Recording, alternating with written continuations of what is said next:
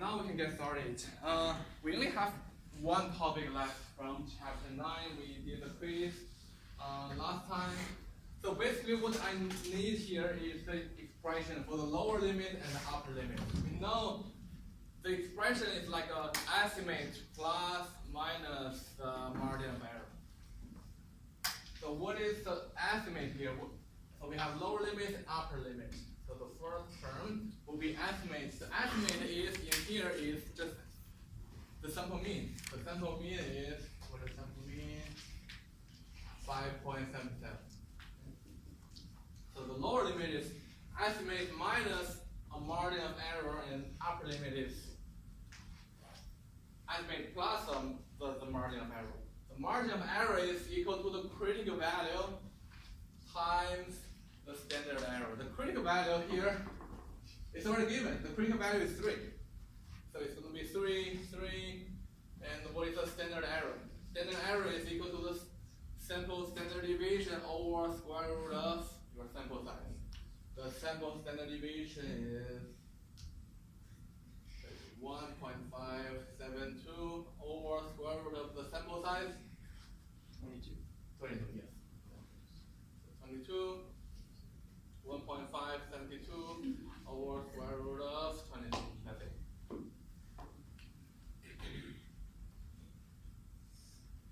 So in this quiz, we need to know which is estimate. The critical value is given here, and we need to know the expression of the standard error. Just in case some questions would ask, what is the standard error? You need to know the expression. Or some questions may ask, what is the margin of error? This is the margin of error. So calculating the final result for lower limit and upper limit, we don't have to do the calculation manually because we can use technology to do the calculation. So that's why I only needed the expression. So that's the quiz. But for this question, how do we find the actual value? What is the actual value of lower limit and what is the actual value of lower upper limit? So let me use step 1 to do the calculation. Log in here.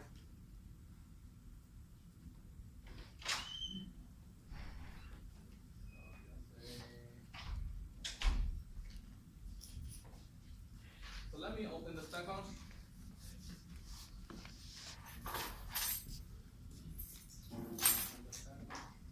So first of all, the question in the quiz is about the population mean.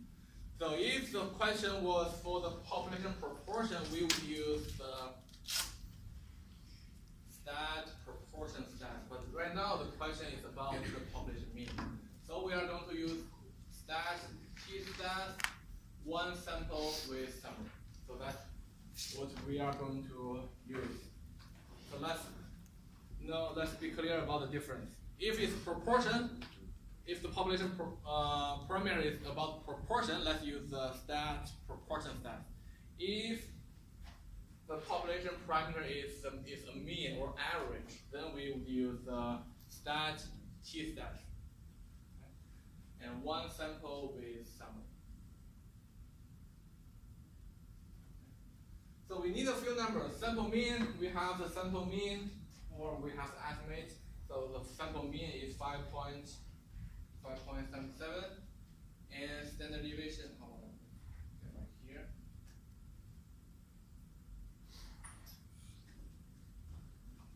Sample mean,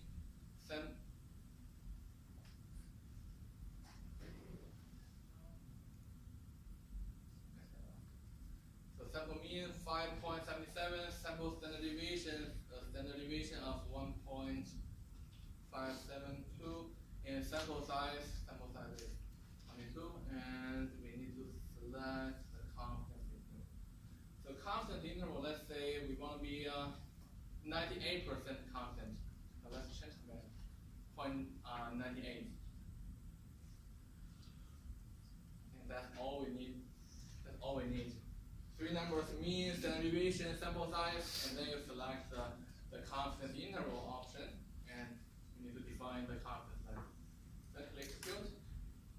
So that's the result. But we have the lower limit, upper limit. So the last two numbers are most important. And then if a question was asking for the standard error, we have the standard error, but we don't. Unfortunately, we don't have the margin of error. So if you need to find the margin of error, you have to use the standard error times the critical value. You have to find the critical value by itself. Okay. But this is how we find the lower limit and the upper limit of your confidence interval if the population parameter is the mean or average.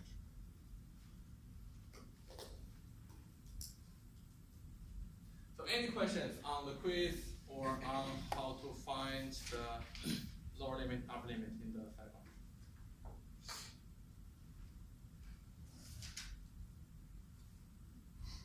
I think that's all we have for chapter 9. The next we are going to start chapter 10. But before we go into the real chapter 10, let me give you some information about our last exam. So we have, this is our last exam. We don't have a final. So this is exam number 3 is the last one we have in this semester.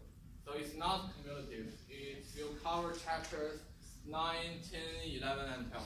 We have finished part of chapter 9 and part of 11. So we should be able to finish 10 and 12 before the end of the semester. And I give you, how many days? 10 days? Yes, we have 10 days. I know that's the final week. You have a lot of exams or paper due. So I give you, I want to give you enough flexibility for a schedule. So you can choose any day during those 7 days and finish the exam. So you will have 100 minutes. Okay, you have 100 minutes. So the format is similar to the first one and will be similar to the second one. And also I will post a practice and videos for practice questions on places. Okay. I think that's it. Do you guys have any questions? Okay, one more thing. I think I already sent out the email about making up assignments. So all the assignments are open. I mean, past due assignments are open. You can still work on the past due assignment if you miss one assignment or two, or some of the questions in one past due assignment. You can still work on those questions, but you will have 10% late penalty. But you can still work on it. It's better to have some points than having it as the theory. Okay? So I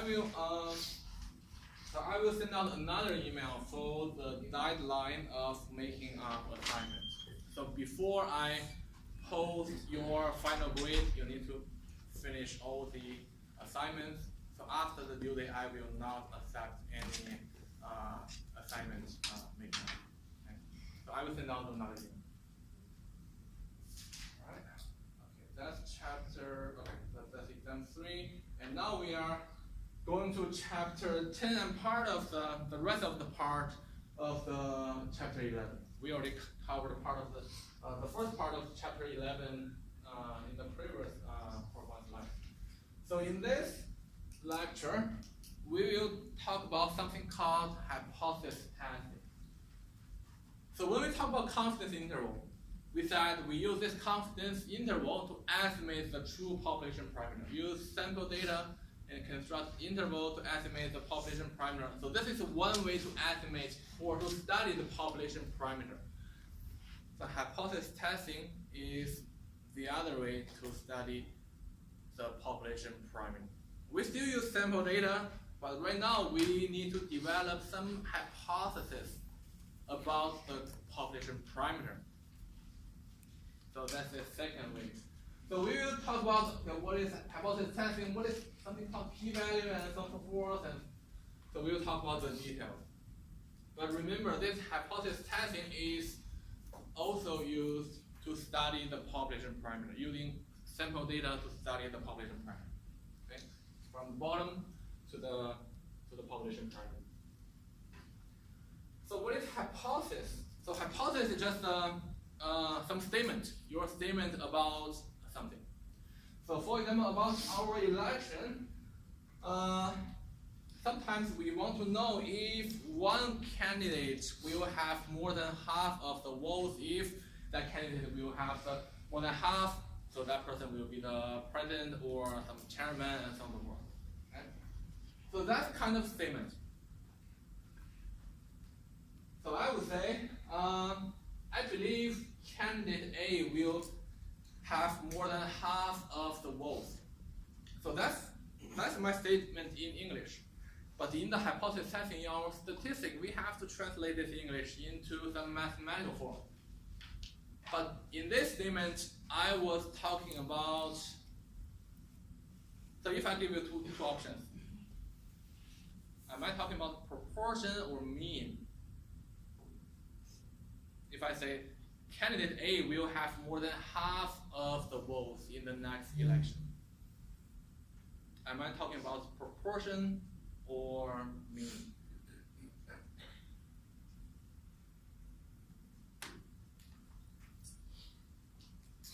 So when you have a question in your assignment, so that's the first question you need to ask. So more than half.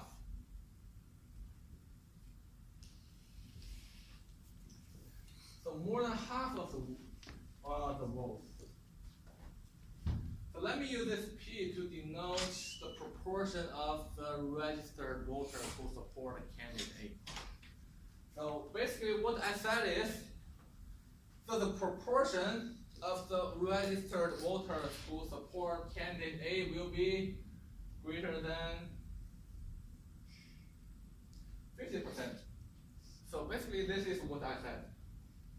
So the proportion of the people who support candidate A is more than 50%.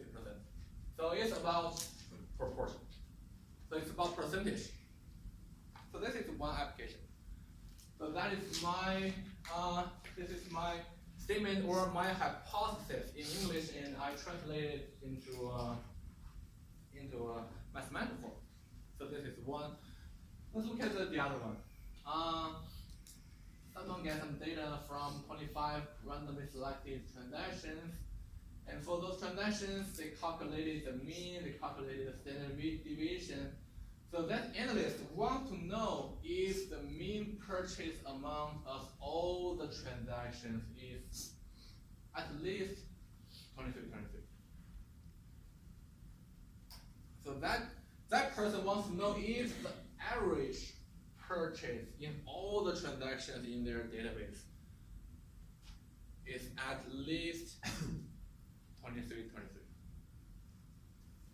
So is that talking about proportion, still talking about proportion, or it's about mean? So if you read it, so it says the mean purchase, so it's kind of average. So the parameter or the population parameter we want to study is the mean value, it's an average. So basically what this person wants to know is, so let me use this mu to denote the average. So the average purchase amount is at least 23. At least 23.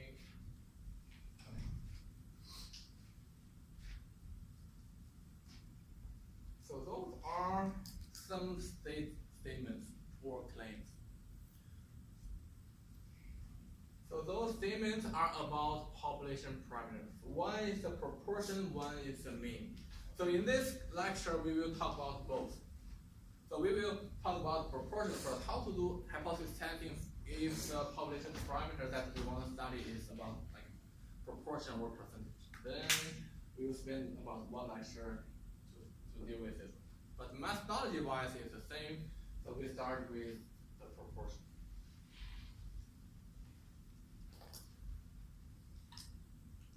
So in the hypothesis testing, we have to write down our statement.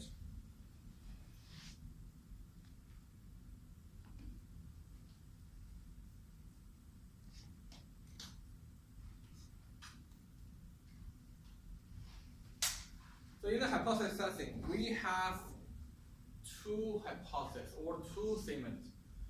So one is the statement you want to prove. For example, here I want to prove the candidate A will have more than 50% of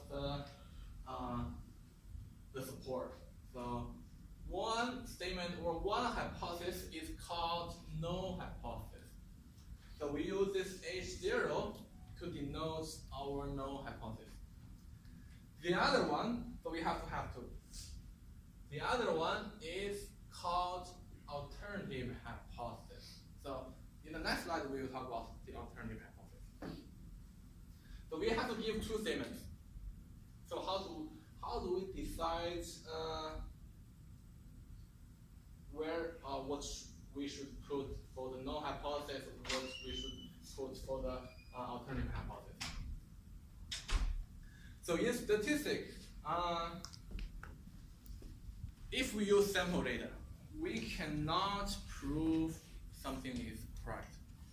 So unfortunately, if we only use sample data, we cannot prove something is correct. So that means if I have sample data, I cannot prove this is correct directly. I cannot. But fortunately, there's one thing we can do. We can prove something is wrong. We can prove something is incorrect. So what if I can prove the competing statement of this one is wrong? If I can prove the competing statement of this one is wrong, that means this is correct. So this is correct. If I can prove the competing statement of this one is incorrect. So when we develop our hypothesis, null and alternative, if you want to prove something is correct, so you have to put your statement in the alternative hypothesis. So if you want to prove something is right. So I want to prove this is right. So I have to put this statement in the alternative hypothesis. Okay. I will prove this is correct.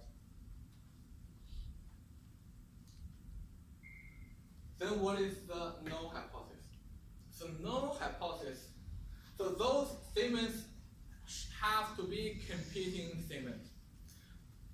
So if the alternative hypothesis is greater than 0.5, what would be the competing statement?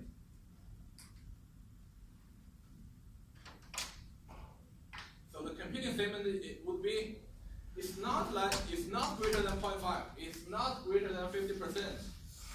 So I would say it's less than or equal to 0.5. So that's competing statement.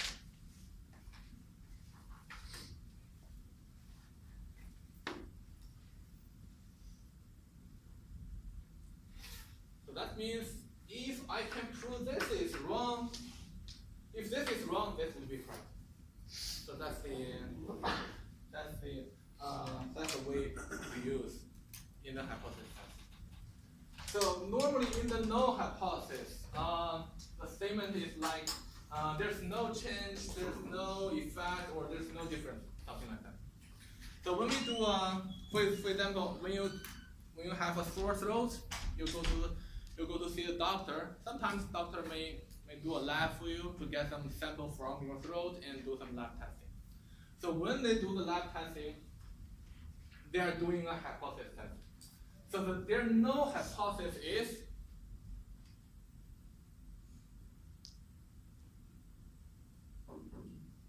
you're fine. The null hypothesis is you're fine. What would be the alternative hypothesis or the competing statement?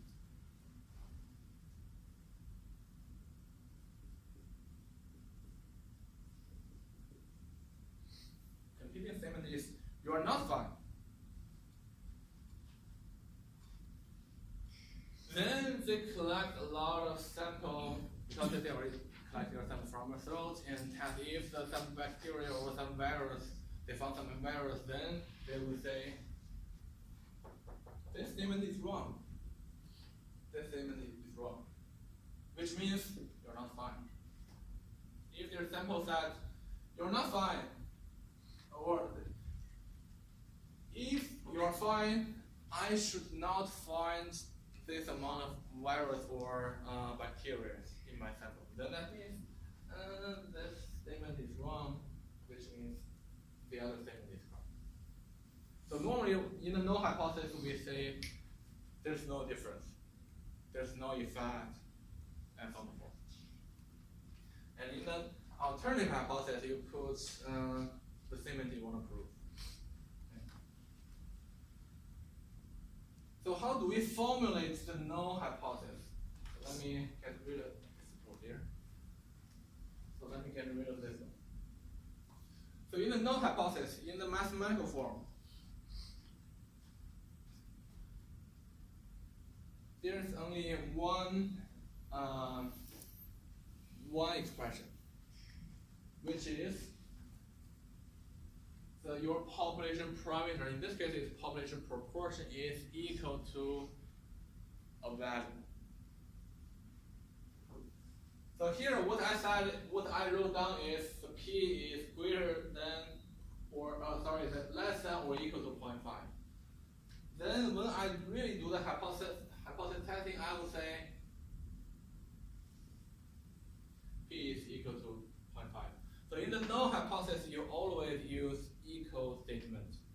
You always use equal statement. It's always equal. Population parameter is equal to a value. So that's how we write the null hypothesis. But in this case, what I really mean here is the population parameter is less than or equal to 0.5. But when we do the hypothesis testing, I only use equal to. Why can I use this statement to replace this one? Because if you look at it, they are competing statements. They are not competing statements. So why can I use this one to replace this one? So that's something. So you can do some research on that.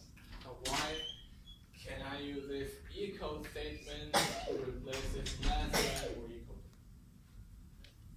But in this class, I'm not going to discuss that because that's not in our scope. But you can do that offline. So let's remember one thing. In the null hypothesis, we always use equal statement. Population parameter is equal to a value. So that's a null hypothesis. Then the alternative hypothesis. In the alternative hypothesis, we have three types of statements. One is the population parameter is greater than a value. So that's what I wrote down here. This is something I want to prove. I want to prove the proportion is greater than 0.5. This is one type of statement, greater than. Then on slide, the first one, the population parameter or the proportion is not equal to a value. So that's another application. For example, if I want to know if the probability of stock market going up is not equal to 0.5, that means if it's 0.5, that's going to be randomly going up and down. So if I believe the stock market is not random, then I would say the probability or the proportion of going up and down is not equal to 0.5. So that's another statement we can have. And the last one is the proportion or the population parameter is less than that.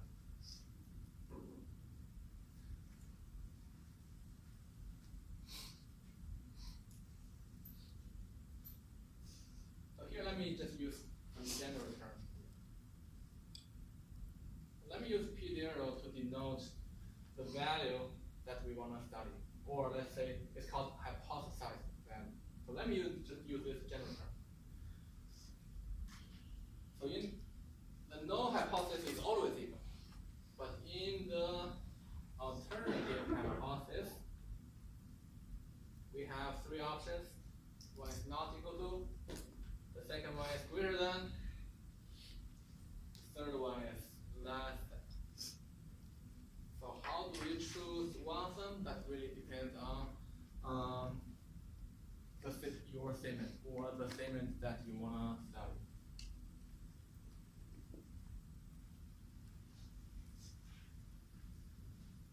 first step of doing the hypothesis testing.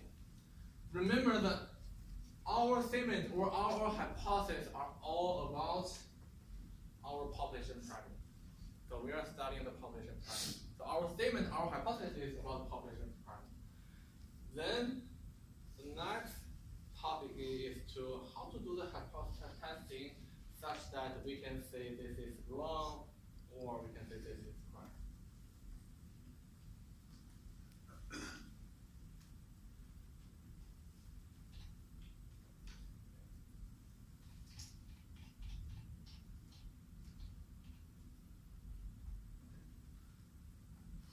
Now let's briefly talk about how we do the hypothesis testing.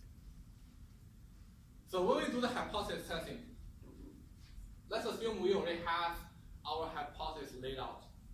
So we want to prove that the population parameter is not equal to a value, a specific value. Say, so here we have 0.5.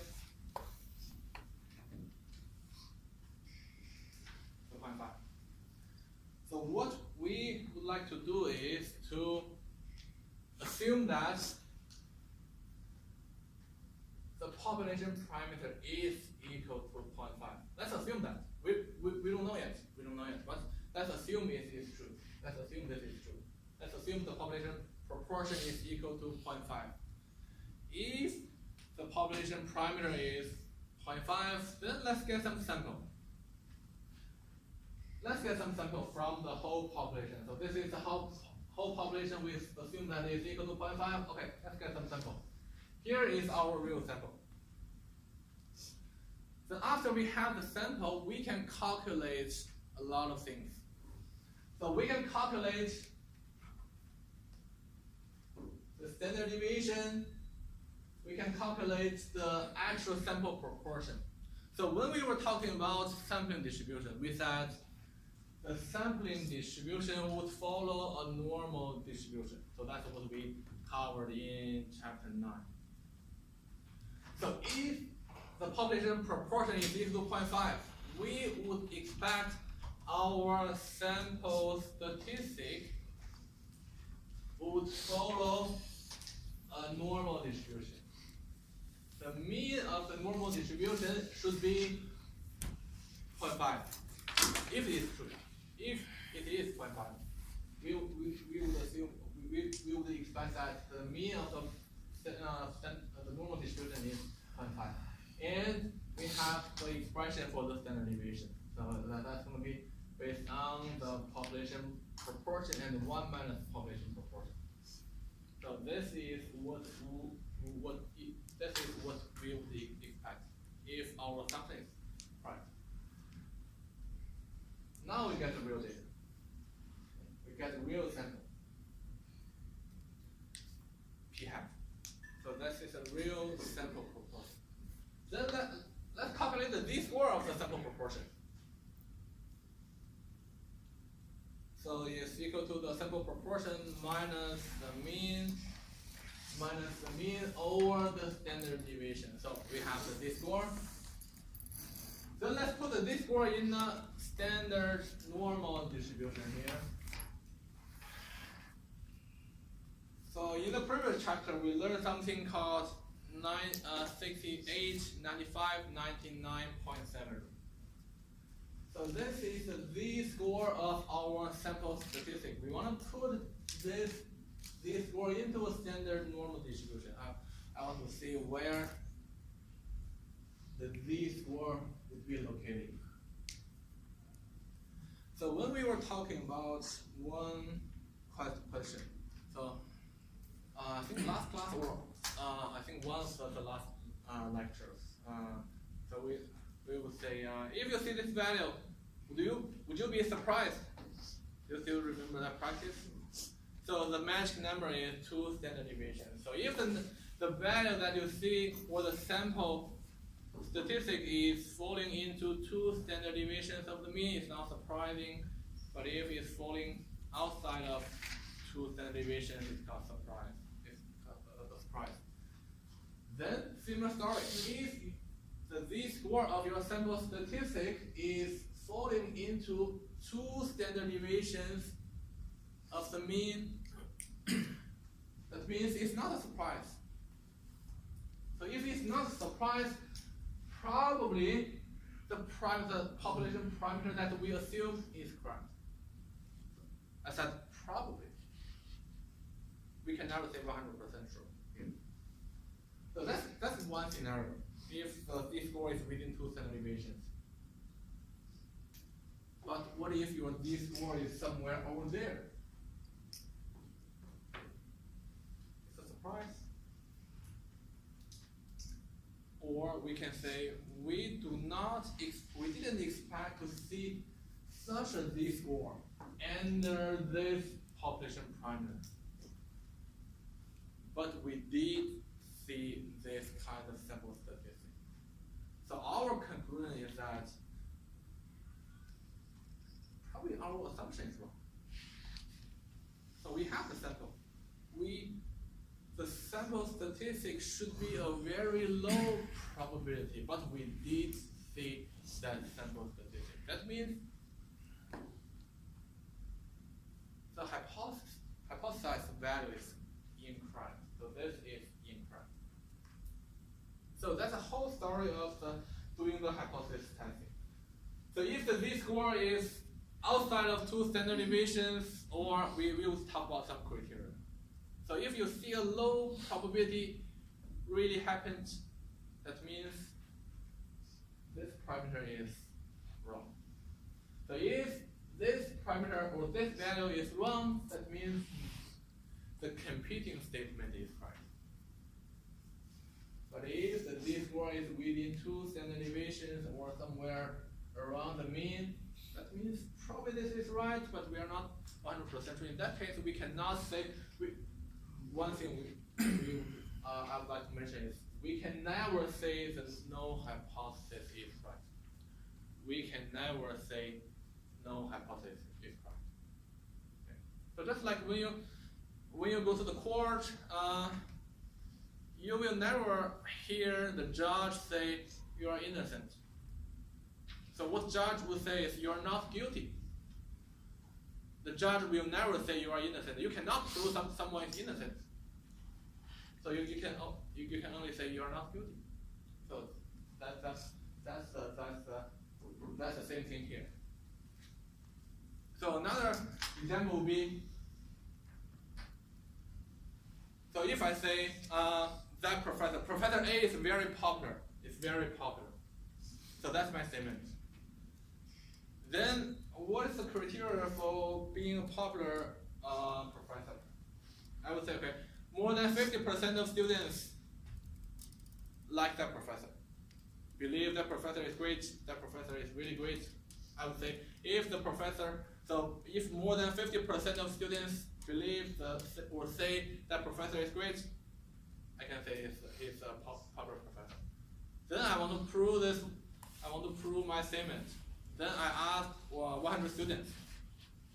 Then I find out only 10% of those 100 students said that professor is very great. 90% of students say he's bad, he's so bad.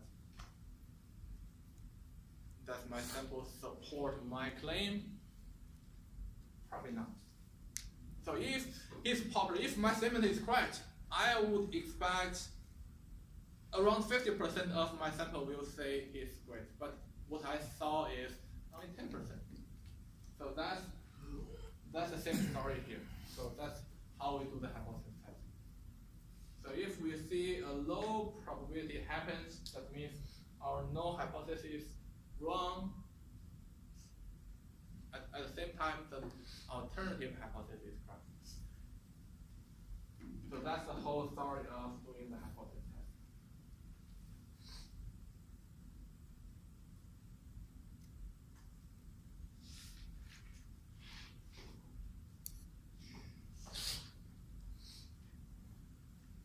So if we want to do this process, so the first step is to lay out our null hypothesis and alternative hypothesis. Then we assume this null hypothesis is correct. There are a few numbers we need in order to go from here to there. The first number we need to calculate is the standard deviation of the normal distribution. So we say the sample, we hope that we would expect the sample proportion follows the normal distribution. The mean is just the hypothesis value. So we don't have to do any calculation. We just borrow whatever number we have here to there. The standard deviation we have to do a little bit calculation, but we already did similar calculation in the previous chapter. So we still use this one as example. Null hypothesis is that the population parameter or the proportion is equal to 0.5, and the competing statement or the alternative is not equal to 0.5. Then we hope that we have some sample, the sample proportion, the p hat. So we hope that the p hat, the sample proportion, would follow a normal distribution, and the mean is the population parameter that we assume there, and a standard deviation. The standard deviation is equal to the p times 1 minus p, or we can use the q, over your sample size. So in here the sample size, okay, the sample size is 1112. Then this is our standard deviation. So that's the first calculation we need to do if you want to do the hypothesis test. So we assume the null hypothesis is true. Then we would expect our sample statistic would follow this kind of distribution. So we have the number here. So this is 0.050. So this is what we have.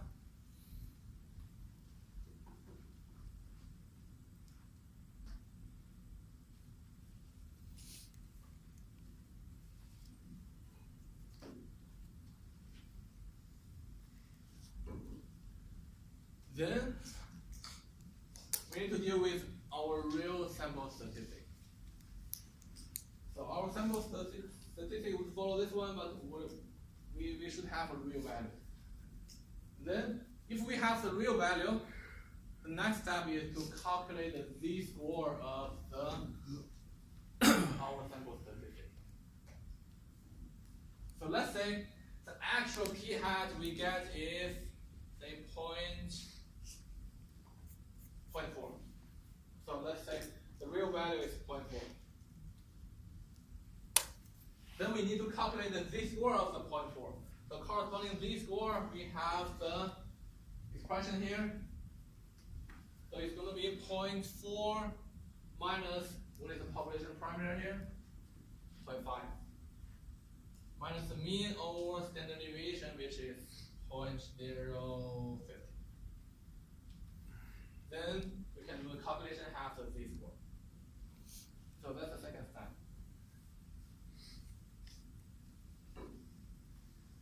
The z-score, we call it the statistic. We call it the statistic.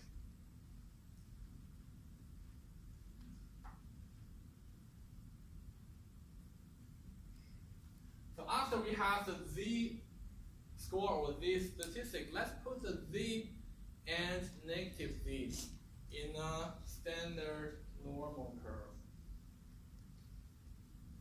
So let's put it here. Standard normal curve. So we have the z, we have the negative z.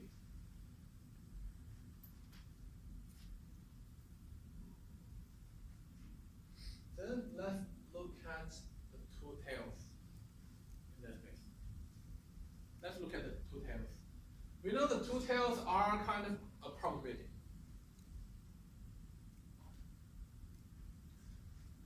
So this limit and this limit are defined by our sample statistic, because this is the z-score of our sample statistic. Then how do we deal with this one? How do we decide if this is a low probability or it's a kind of high probability? this step, we want to calculate the z-score and put the z-score into our standard normal distribution or standard normal curve.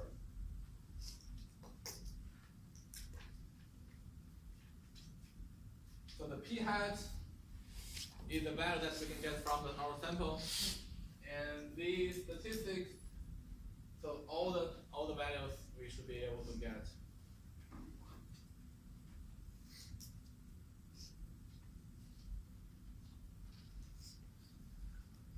Then we're going to talk about the two tails.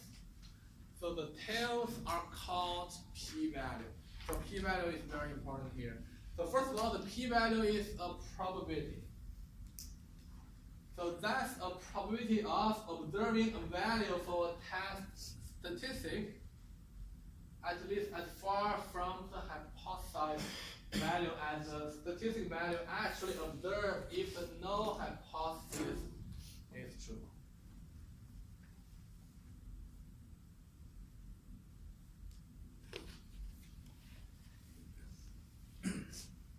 So basically what p-value tells us the probability that if you collect another sample, what's the probability that you see a value that is maybe even more extreme than the value that you have in the first sample? Because this one, so those two, the z-score is the value that the test statistic we have from our current sample. Then the two tails tells us what's the probability that if you collect another sample, you will see an even more extreme value than this one. So that's the p-value. So it's a probability. So if the p-value, or if the probability is a really small probability, that means it's a surprise. For our current sample, for this statistic is already a surprising value. If the null hypothesis is true, if this is true, that's a surprising value. And that means probably this is wrong. This is wrong. But if the p-value is not a small one, then perhaps this is correct. Perhaps this is correct.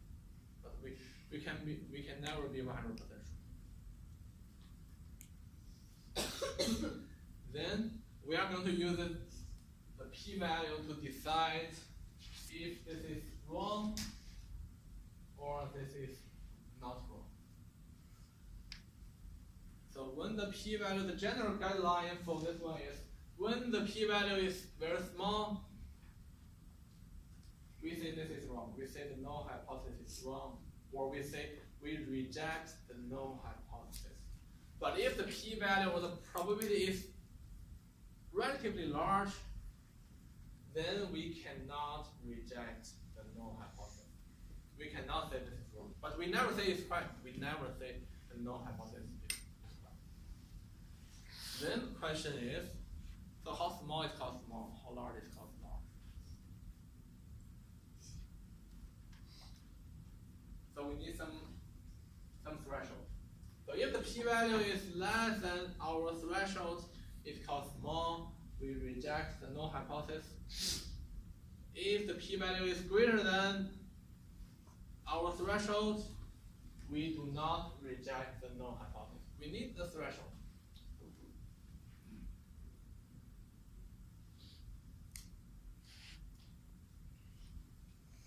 So that's the general guideline. Low p-value, we reject the null hypothesis. And if the p-value is relatively high, we fail to reject the null hypothesis. At least we see some examples. So if a pharmaceutical company wants to know whether aspirin helps to thin blood, the null hypothesis that it doesn't. Plus, they did some testing, like some sample. Then they calculated the p-value. So the p-value is 0.32.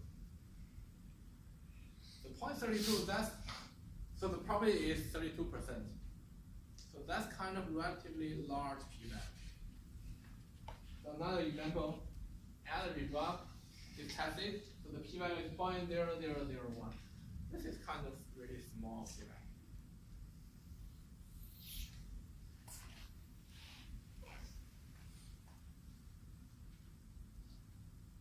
But before we talk about the threshold, this is only one scenario.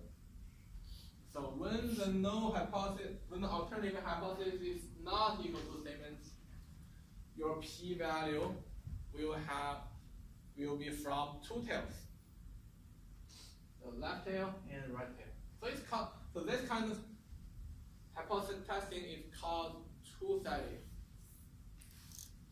It's purely because of the statement we have in the alternative hypothesis. If the statement is not equal to, we call it two-sided because it could be this way or it could be the other way. As long as it's not equal to as long as it's not equal to 0.5. So it could be smaller than 0.5 or greater than 0.5. In this case, it's called two-sided or two-tailed hypothesis testing. So in this case, the p-value you have to, so the z-score or the z-statistic is calculated based on your sample statistic, and in this case you have to have a negative z, and then the two tails that's defined by those z values are your p-value. Left tail plus right tail, that's your p-value. So that's called two-sided hypothesis testing because of this knowledge.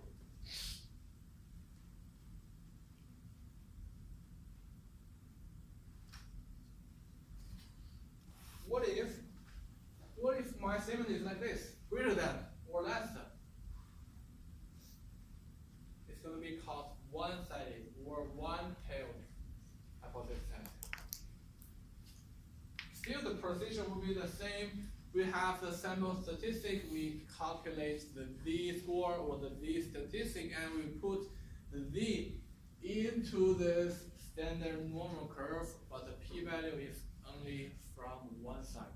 We only have one tail for the p-value.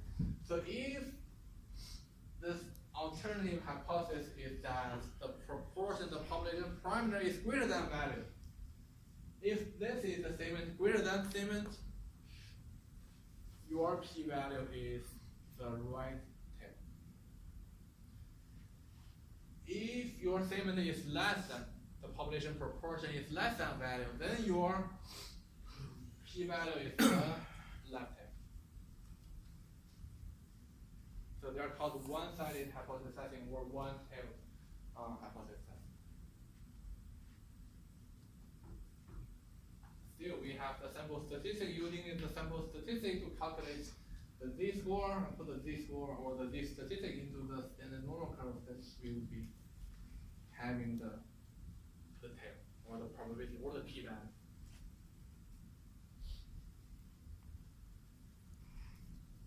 So when we do the hypothesis testing, let's make sure we know if it is a two-sided hypothesis or one-sided. So both scenarios here, greater than or less than, both are called one-sided. Only not equal to is called two-sided.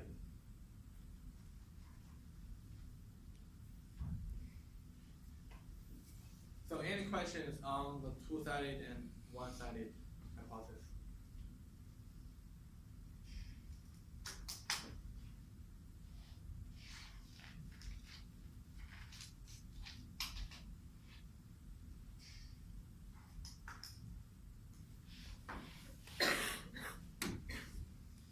So let's look at one example.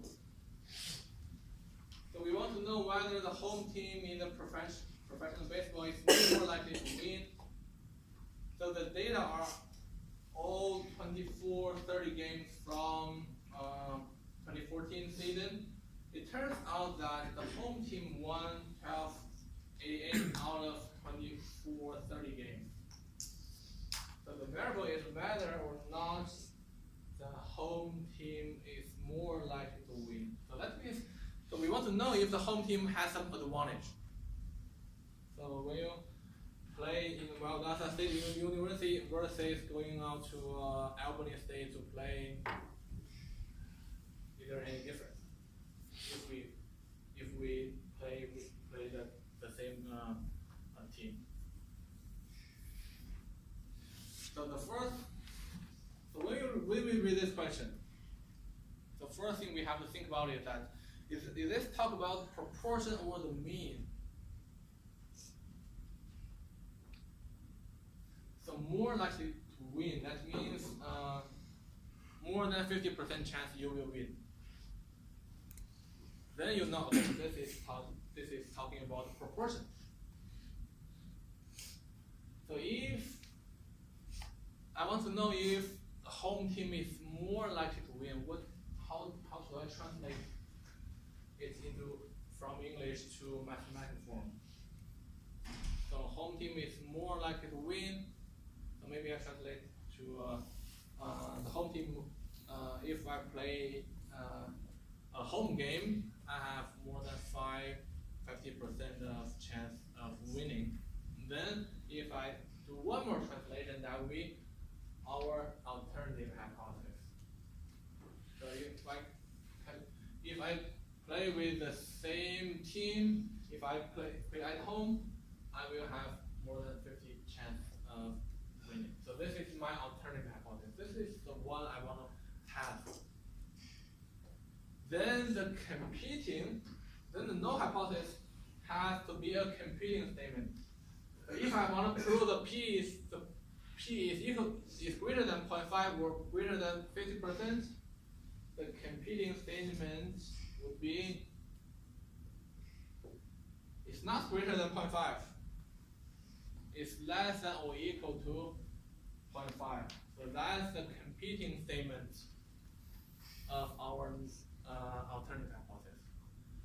But as we mentioned in the beginning of class, we don't have to use exactly like this. We can just use this equal statement. So in the null hypothesis, let's just use the equal statement.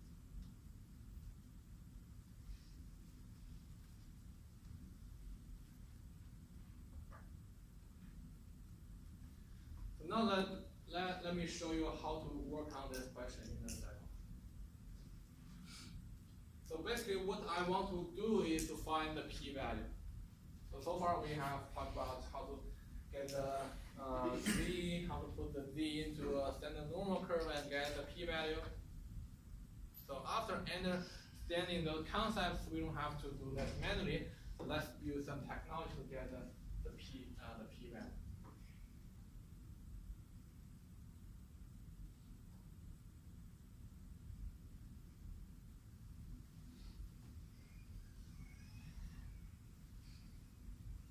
Let's go to stat,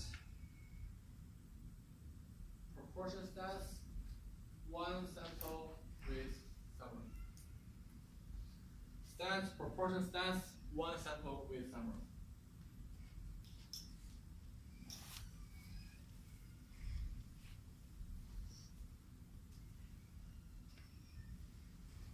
Then we need a few numbers. So number of observations, that's our sample size. So according to the question, the data are all 24-30 games. So the sample size is 24-30. So number of successes. The home team won 88 out of 24-30. So those are the two numbers we need. And in this case, we are using the hypothesis test option. So in the previous chapter, we were using the confidence interval, but we are done with confidence interval. So let's use the hypothesis test. Then, so here, this is something we have to choose. So for no hypothesis, there's no option. We just use equal to. But for the alternative hypothesis, we got three options. So based on our hypothesis, so the alternative hypothesis is greater than, so let's use the greater than. So let's be careful about selecting this statement. If you selected a wrong statement, you would have a wrong p-value. So here it's greater than 0.5, if we click compute.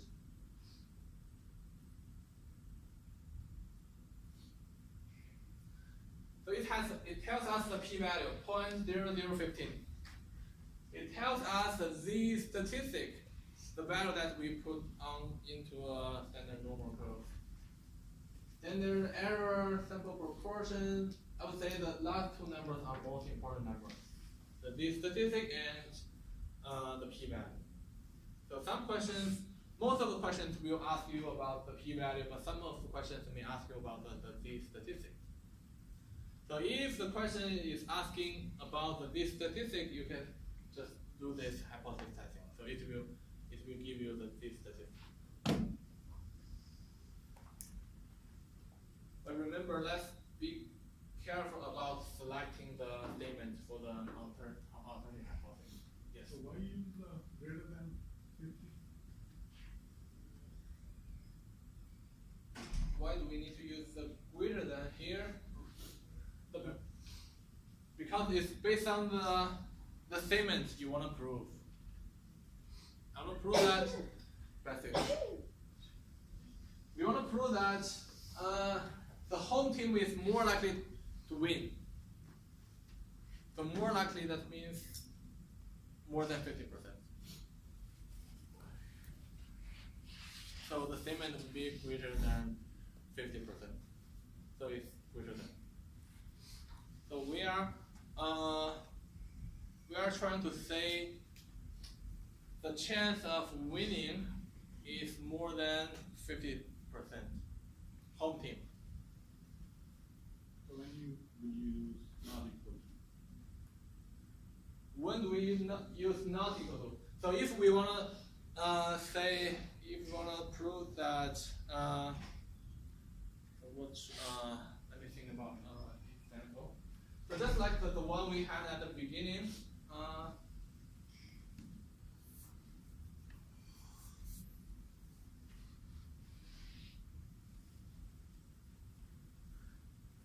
So if we want to know if the stock market moves randomly up and down. So if it randomly moves up and down, that means the probability of going up and going down is 0.5. So the competing statement is not randomly up and down, which means it's not 0.5 chance to go up, not 0.5 chance to go down. So it could be greater than 50%, it could be lower than 50%. So it could be either way. But in that question, we only want to know if it's this way, not two ways. So if we want to see if it's either way, that means we are going to use the not equal.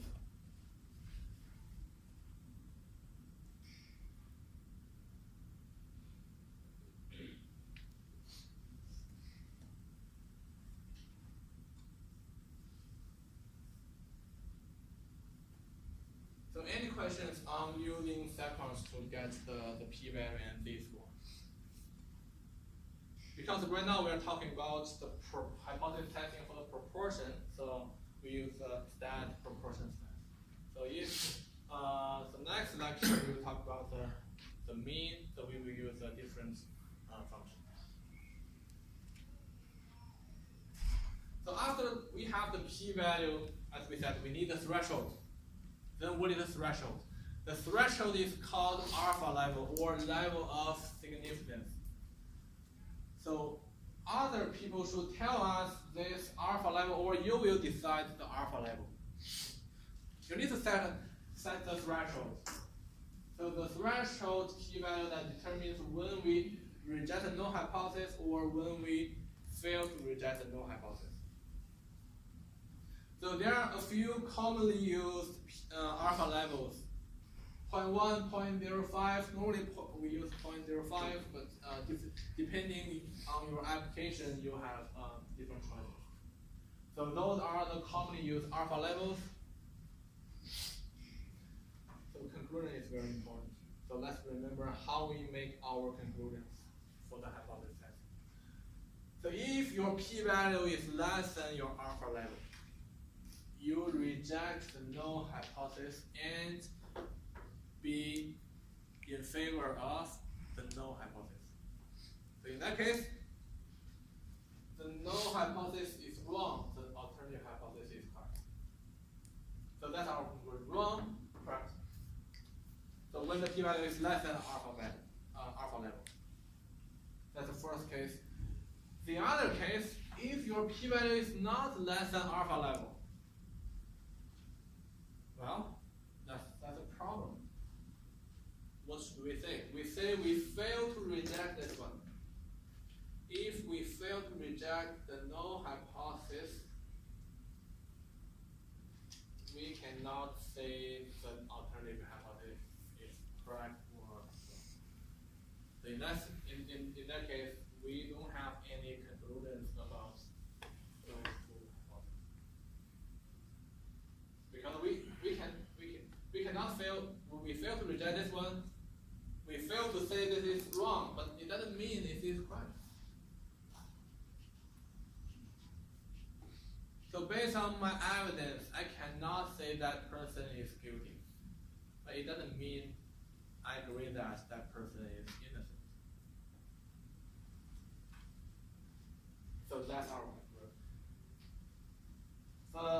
The definition of alpha level, that's very important.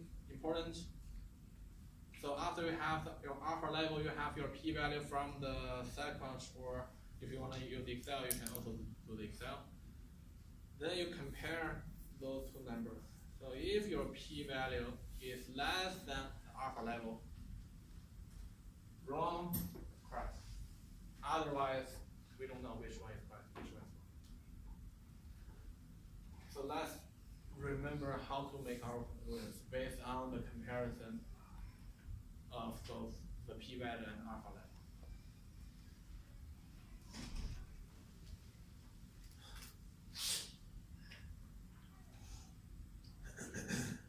So this is what we have for today, and next week I will not be here. So I need to go to a conference, so I will be gone for the whole week. So we don't have class on Monday. We don't have class on Monday, but we will have exam on, I think, Wednesday, Thursday, and Friday, 3 days, right? Yes. Okay. So if you haven't worked on the practice yet, please do that as soon as possible. So if you have questions, please email me. I will try to reply you. Okay? So if you're late, please come here to sign, please. Yeah.